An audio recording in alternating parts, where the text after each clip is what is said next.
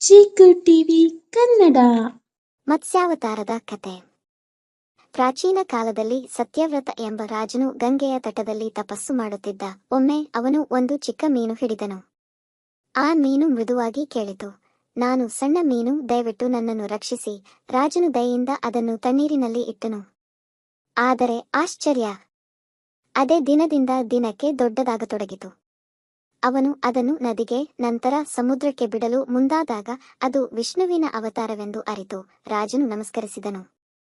ದೇವರು ಹೇಳಿದರು, ಅಷ್ಟು ದಿನಗಳಲ್ಲಿ ಮಹಾಪ್ರಳಯ ಉಂಟಾಗಲಿದೆ. ನೀನು ಒಂದು ದೊಡ್ಡ ನೌಕೆ ತಯಾರಿಸು.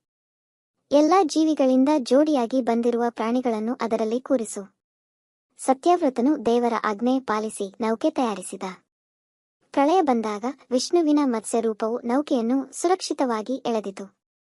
ಇದರಿಂದ ಜೀವಿಗಳ ಸೃಷ್ಟಿ ಮತ್ತೊಮ್ಮೆ ಪುನಃ ಪ್ರಾರಂಭವಾಯಿತು.